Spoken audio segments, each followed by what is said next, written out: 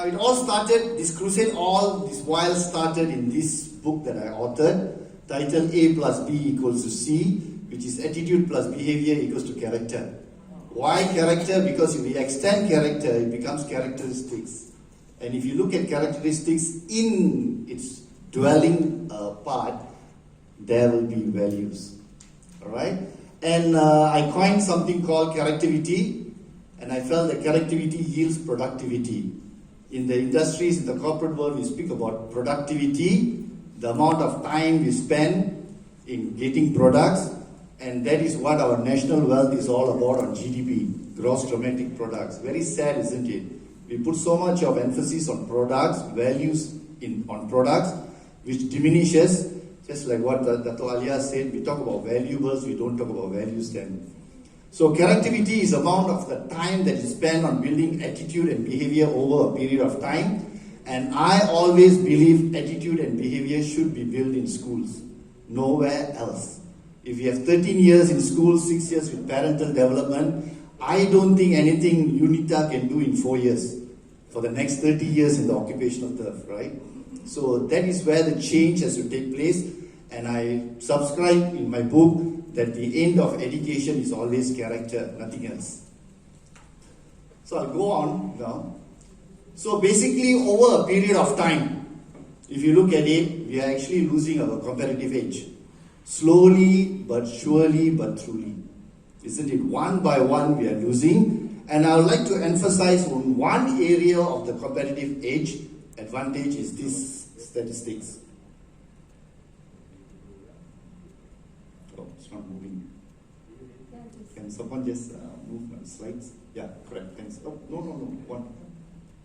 Yeah, this thing. No. Yeah. The Malaysian Corruption Perception Index. I do not know whether we gave two hopes about this area or not, but every time we seem to be talking about it, we have the most number of agencies on this, including MACC, GIEC, and all these organizations. I've spoken to all of them, and many of them don't have clue what they're doing. Why? Because of this.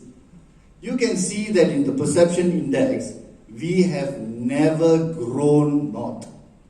We are just growing south for us. So you can see why our politicians are always taking us for a ride in every way. And the sad part is this, we are allowing them to take us for a ride. They are part and parcel of our citizenship. They are our citizens. But we don't have emphasis. It's just like you give them 5 years and we don't do anything about it, isn't it? And we've seen this in the corporate world. You start getting into a job, you go through so much of an interview, you go under a probation period, you go under an annual appraisal, you don't get a free ride for the next 5 years in the corporate world. So I can't understand why we have these free rides at that level. So we need to change that narrative, that part of it. Now, how do we resolve this as a nation?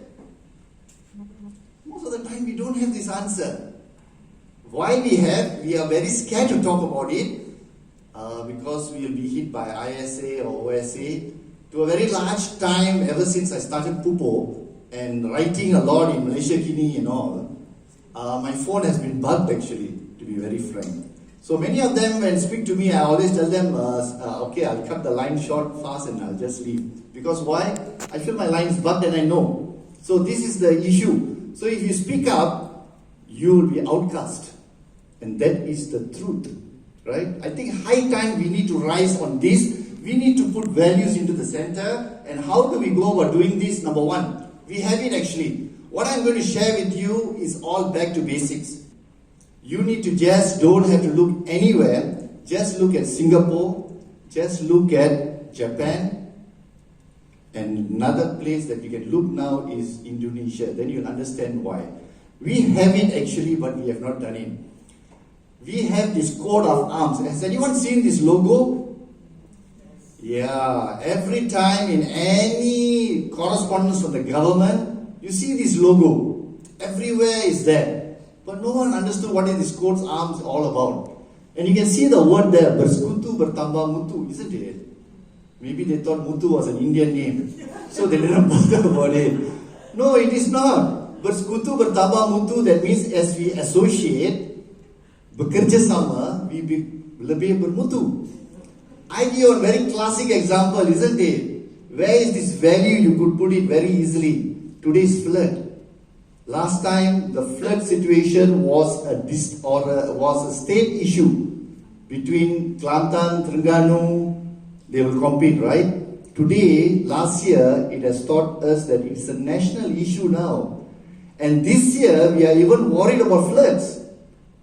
Getting worse than last year. So my question is, why couldn't all of us work together 1 year, just solve it by having a budget just for floods, irrigation and resolve it, which is causing us devastating problem? We won't, because you know why? We are never bersekutu bertambah mutu. So building greater sense of collaboration is one way. As we collaborate, we increase. COVID has taught us that. COVID collaborated very well in its chain, and it broke the mankind into tatters, if you ask me. So if the virus can do that, something which is unseen, why can't we, as been seen here, don't want to do anything about this, right? That is the first one. The second one, I think it is not working from here. Yeah. Second one is, I think, this word tolerance. I think we need to move away from tolerance. I think we have tolerated each other for the last 65 years. High time we go into acceptance. I've written this to the National Unity Minister, and apparently when they came out with the Dasa Perpaduan Negara last year, I was sad that that word was still appearing. A lot of that points are actually the ideas that we have given them, but apparently it is still the word tolerance. You'll never get anything way if you have tolerance. You know what is tolerance in Bahasa means? Tolak ansur. Someone tolak, ansur berjalan. So you will come to a corner, you cannot beransur lagi. So what you will do? You will marah. This is what's happening to all of us. So we need to change that narrative in order to celebrate our diversity. Our diversity is our unity and our unique strength in Malaysia. Alright, so it's high time to embrace this. The third one. Thanks. The third one is coexist with our Rukun Negara, our creed. The Rukun Negara, just like for all Muslims, forgive me if I'm saying this, is just like the Rukun Islam. I mean, the word Rukun means it is wajib, isn't it? Yeah, it is wajib or harus or whatever it is. It is wajib, must. But we are not doing this. You know why? Today's Rukun Negara is not embedded in our hearts, but is kept very well at the back of our exercise books in schools. So that is where we need to transform. Last time, although we teach this pledge, but we have never understood, because the pledge is not on the principles. The pledge is supposed to be on the aspirations. We have not gone to the root of it. If you look at that aspirations, that is what makes us. And Rukun Negara, why this is so important? Just like in Indonesia, we have Pancasila, isn't it? And you see Indonesia, what they're doing. They're using Pancasila to the maximum. And in fact, today I was supposed to be in Ubud in Bali to attend the World's Values Day, where they had the Values 20. And I was actually supposed to, because I prepared a chapter for the G20 countries which are having the summit this year. I wrote a paper on values-based education for G20 countries. So they are presenting this next week to the G20 leaders on the education part. And I hope that one country will pick that up and transform. Because what I don't understand about the G20 countries is they are 80% of the world's GDP. And the greatest part is they only have about 4.18% GDP on education. And you know why? They feel that the pen is not mightier than the sword. They talk about peace and prosperity. There's no prosperity, there's always a divide. And there's no peace when you talk about Russia going for war, US carrying guns around. So it doesn't make any sense. So I hope there could be a transformation there. So I believe that Rukun Negara is something that we have to practice and we must move with it. Next. The fourth one is this. We have to nurture through governance. We have to have a government that governs with governance, nothing else. But the sad part is we as people, we need to know who is the government actually. And it's so apt now, the elections are coming on 19th of November. I would suggest all of us to cast our votes and remember, give your vote to a personality, not the party.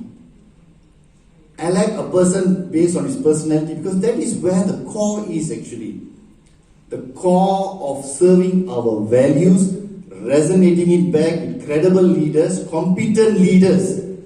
Because why? I don't see any competency issue with leaders today, and to a large extent, they have now made incompetency as a competency in the country. Isn't it? That is very sad. I think we need to move and we need to get this governance, and you can see what has Tunku said very clearly. I like to read what he has said. We share the same air, the same water, the same good earth. In diversity, we can achieve unity. This is what the late Tunku Abdul Rahman has said, the founding father of Malaysia. What else do you want to say further? Next. And the fifth one, and this is where I came and realized that in order for Malaysia to move forward, leaps and bounds just like our Panchasila, we need something known as national values to care for our national interests. So what happened in 2018 when Pakatan Harapan came, I was so excited. There's a change in government, things are going to change. I wrote 3 letters. First is to YB Kula, who was the Human Resource Minister. The other one is to YB Maslik, the Education Minister. And the third one is to Tun Dr. Mahathir, our Prime Minister. I don't want to elaborate much about the other two, but I'll talk about Tun Dr. Mahathir. So I wrote a letter to him saying that for Malaysia to go back into its glorious days, we need something known as national values. We need to cherish something national values. He was excited, he called, we met, I spoke to him, he passed the whole thing, he agreed because I said that you always talk about look east policy. This is the time that we should not worry about looking east, we should look at our own glory that we have. Because we have this word MUHIBAH. You know, last time berkumandang in all of our telinga. Last time in Moktadahari, Sojinan, Arumugam, Malay, Indian, Chinese is playing, no problem. We never looked it that way because why? We always felt we were Malaysians. And we used to have open houses. We used to meet everyone. And I used to remember going to kampongs to bancho dodol, you know. 7 to 8 hours, isn't it, to make dodol. And that was semangat muafakat. Today, machines are doing it, we forgot how to live. Isn't it? That is sad. So what we decided was, on speaking to him 2018, I knew nothing came about it. So I was very tired about this. I said, high time we move on. So we created an NGO. NGOs are always created because people are disgruntled with the government. So that is where NGOs come. So we created an NGO called PUPUK, Persatuan Usaha Sama Perkembangan Ukhuwah. When I started using this word, people didn't know what is Ukhuwah. So I had to tell them that it's brotherhood citizenry. So we need to understand this. So that is where I came out with the national values model using the word MUHIBAH in it. So this is the model that we are using: mindful, unity in diversity, so on forth, MUHIBAH, right up to humanity. And one word that is there, which is behave with Bodhi. We have lost that Bodhi Prakriti, Marwa, all that we have lost. Malu, we don't have. This is the sad part about us.